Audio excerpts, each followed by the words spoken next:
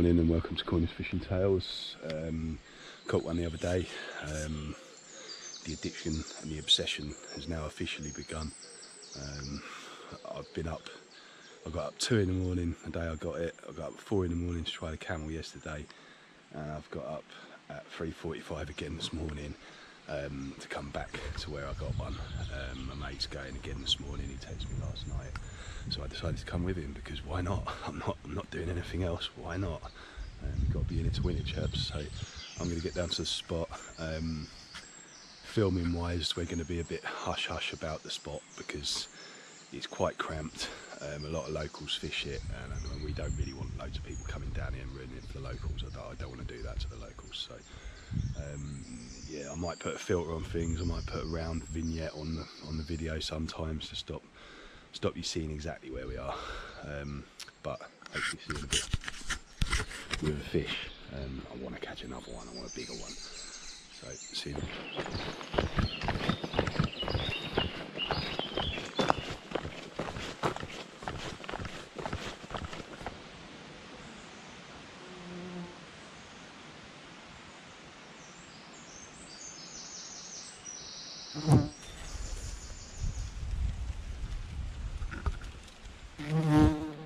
Hello and welcome to Cornish Fishing Tales. Fully addicted now. I'm back a couple of days after I caught my first one. Trying for some more. I just wanted to talk about, we didn't really get a chance to talk about anything last time. The one I caught was like last chance saloon. We was about to pack up and I had one, so we didn't really do any talking about rigs and stuff. So this is the rig that my friend showed me and that did the business. This is a single hook one. You used single hooks more for crabs, didn't you, Pinky? Is that, yeah, so there's more for crabs. If you're going to use razor or worm, put another hook on and sort of fish it pennel style. But yeah, basically you've got a chinu hook, size 1/0 for worm, size 2/0 for razor, and 2/0 for razor and crab. Yeah, yeah. That's one with a crab on that. So, yeah, so basically you've got a chinu or 2 chinus depending on your bait, a piece of braid, 20-30 pound braid, and then all bright knot, double uni knot, whatever you do, to your fluorocarbon leader, and it is about, I'd say 3.5 to 4 foot long in total, which is genius. I think it's a brilliant idea because that gilt they feed a bit like carp. They're spitty, sucky, spitty, so that gilt can really move around with that bait before it feels any resistance or anything, which gives you time to get the rod in your hand, tighten up your clutch, and get ready to strike when that fish starts moving away. Don't strike till the fish moves away, eh? But yeah, that's basically the rig. So I've just got a figure of 8 loop onto a swivel. I'd say about 2-3 foot of fluoro, and then a piece of braid. Obviously the piece of braid kind of wants to be about 4 to 6 inches long, and then your hook. So yeah, basically that's the rig. We're using 2 ounce leads today, 3 ounce lead if you have to. Yeah, and springs, not that obviously you're not going to fish a spring, you fish a neap when it's not pushing so hard, so therefore you ain't got to use massive leads, be a bit more stealthy. So yeah, there's the rigs, that's what we're using. There's one with a worm on, so you've got 2 hooks, fish it pennel style. Lovely presentation, man. I think that braid is also giving a nice amount of movement to that bait. It's just, yeah, pucker rigs. You don't run the risk of getting bitten off, do you? No, with the braid as well, yeah, because Pinky says that he's had situations where he's had a big one on, and if you see their teeth, if you've not caught one and you've never seen their teeth, you won't believe it when you see them. They're prehistoric things. I just want to show you guys their teeth. I know you saw the big skull, but in context, in a fish, like with the fish's flesh around it, that's what you're talking about. Them crushing pads on the bottom. See them? And then on the top, they're like the tiger's teeth. That'll bite straight through your line, straight through your line. What a beautiful fish, man, absolutely beautiful fish, and they taste absolutely gorgeous. I can't wait to eat this bad boy. That'd be great, yeah. If you could, yeah, I'll overlay the photograph of a big one. Pinky's friend in France caught a big one and boiled up the skull, and it'll make your jaw drop. The teeth on this thing, it looks like some kind of monster from Jurassic Park. So yeah, if you go fluoro all the way through and you get a real big one, it can actually bite through the fluoro. The braid's going to give you a bit of protection against that. It's going to find it a lot harder to bite through the braid. So yeah, that's the rigs. Rest of it's up to you guys. You've just got to put in the hours, deal with the frustration of not being able to hook the little and enjoy yourself at the same time, and you'll get one. It's like any fishing. You put in the effort, put in the hours, getting up early mornings, fishing dawns. If you don't want to do that, go and fish for something else. Go and fish for mackerel, go and fish for pollock, go and fish for bass, because you're going to get frustrated and annoyed. And the fever's real. The fever's real, yeah. You've got to be dedicated. You've got to I've got up at 3 days running now. I've got up at 2 in the morning, 4 in the morning yesterday, and then I got up 4:15 this morning. So, but I want it. I want it. If you want it, you'll do it. That's about it, really. So I'm going to stop blethering on now and go and watch my rods, because I don't want to miss a bite if I get one. And I'll see you guys in a bit. Pinky's already had one. We've had a small gilt so far. Decided not to do any filming because we're going to get some massive ones, and they're the ones we want to show you. He's got a bite now. Okay. Right, so hooking the razor fish on. I was just threading them on like a worm, but Pinky showed me a better way. So you nick it in, come out, thread your hook through, and then nick it in again, come through out the end, pull your eye down like that, so you've got a real nice presentation there for that hook, and then twist this round, and just nick this one through back, and then pull your line tight. That's pucker, look, it's absolutely perfect. Way better way of doing it. Oh, there's that. You fucking at it.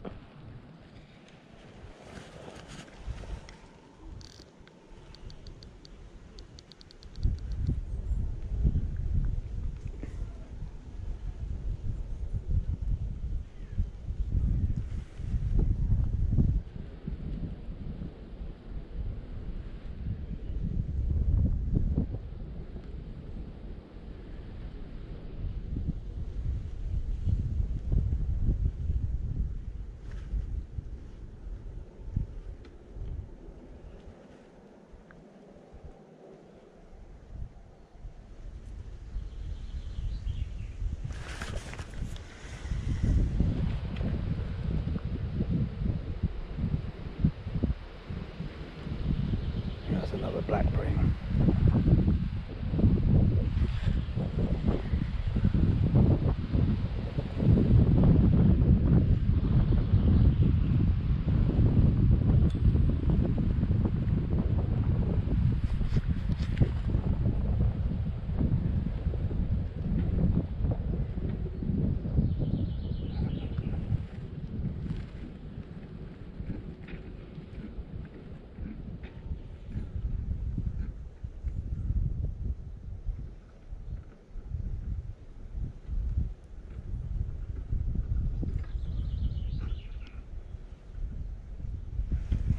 Happy days, that's another first for me, a little black. Happy days. Slamming bite and look what I caught. Right through the nose. Oi, oi, oi, oi, oi, oi, oi, oi, oi, come on. Oh, beautiful fish. Happy days. Happy days, no you don't.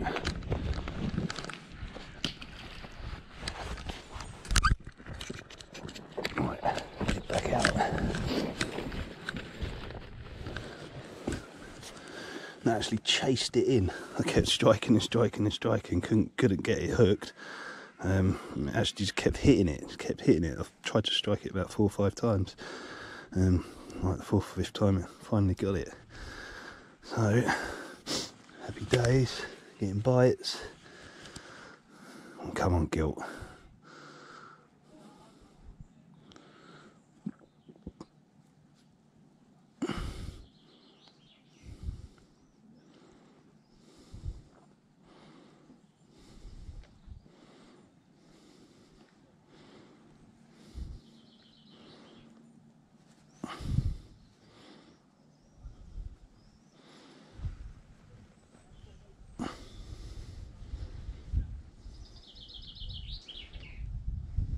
The buggers keep doing me. I'm getting bites on the razor fish now, which should suggest that they're bigger fish.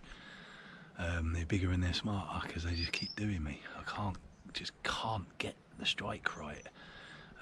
Get bang, bang, bang, bang, bang, bang, and I'm striking, they're bang, bang, bang, bang, bang, bang. And after about a minute or so, I'm bringing it in and there's no razor on there. So they're doing me badly. I'm gonna get one. I will get one. Hopefully I've not buggered off yet because it's slack tide now. But then again, I had one on the ebb last time, so I've had one, so I'm happy. But I want a big one. I want a nice one. Apparently a couple of guys were fishing on the boat over there this morning, and their mates and my friend, and they had a couple of 4-pounders. So whew, I would love one of those. But yeah, I've got to go and watch my roads. I should see Tiny, whatever it is. Little bass.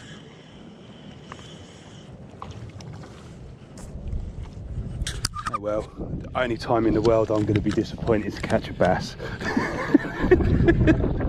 Cheers. I can't say I'm disappointed to catch a bass, if I'm honest. I'm always pleased to catch these tiny little buggers. You alright, mate? Hey? Alright, mate. I think you've got one. Grab it all. That's a little Gilt. Hey! You've got one. Beautiful little thing. Beautiful. I mean, I'm not cool. I'll go up.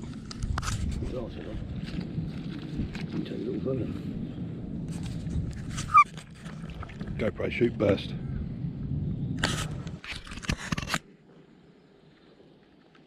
I've got a bite. So basically, if your rod goes and it twitches, hold it in your hand, tighten your clutch up, and don't strike on the bumps. Strike when it moves away. See the bumps? Look, bump, bump, bump. That's that fish just picking it, bashing it, fighting it. They eat funny. They pick it up, drop it, pick it up, drop it. Wait until it's moving away with that bait and it's got it down its throat, and then strike. Then you'll hook it. If you're striking when it's just got it in its gob, you're not going to get through those teeth. You see the picture of those teeth, they're monstrous. Come on fish, take it. It's proper stressful.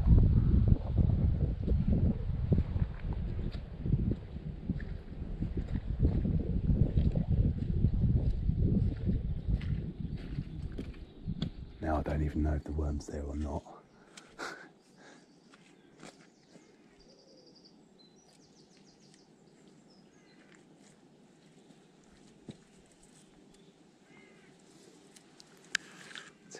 Put it back down. So, put it back down, so the clutch light rolls off.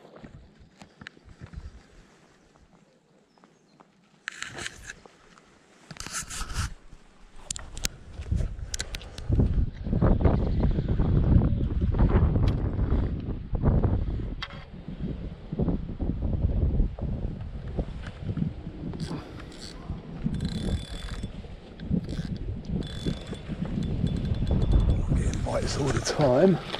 There. Let's spread the odds.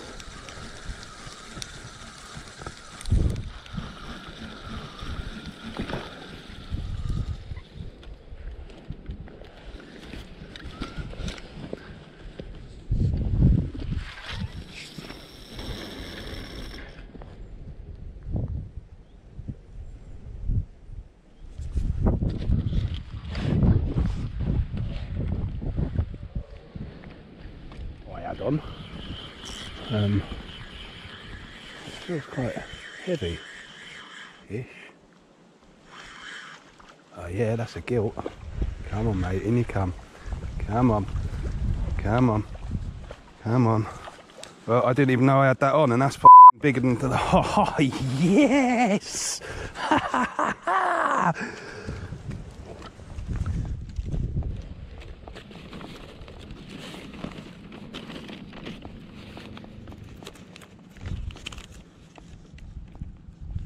Happy days.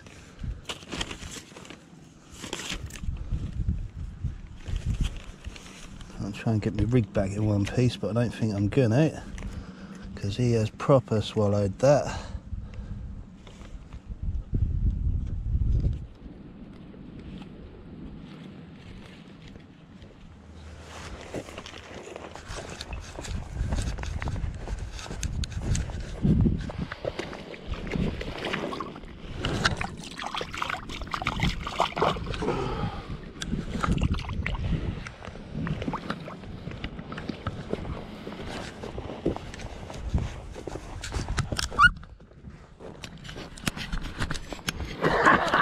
Yes! Oh, this is worth getting up in the morning for. This is getting up stupid early in the mornings, but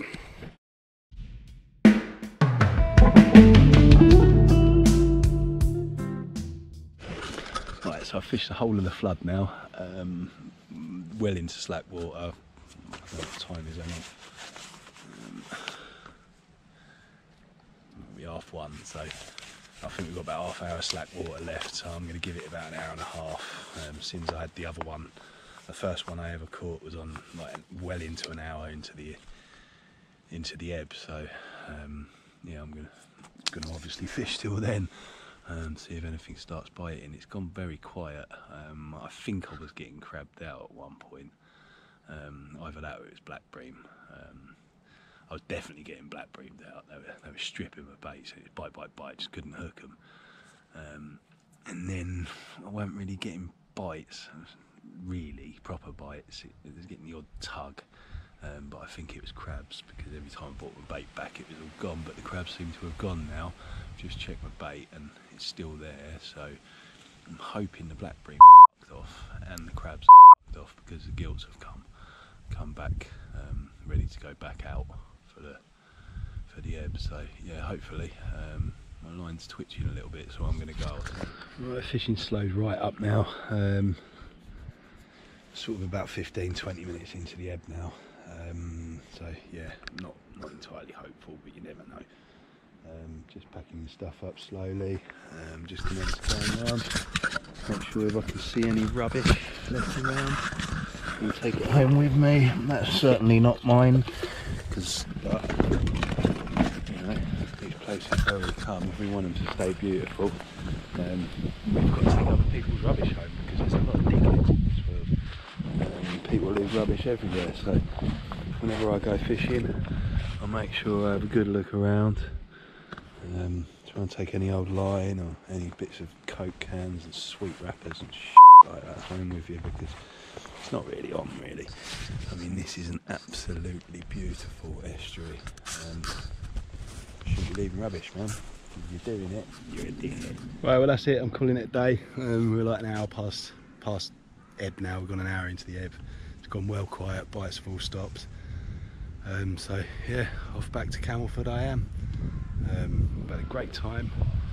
I've had another gilt. I'm putting a lot of effort this week.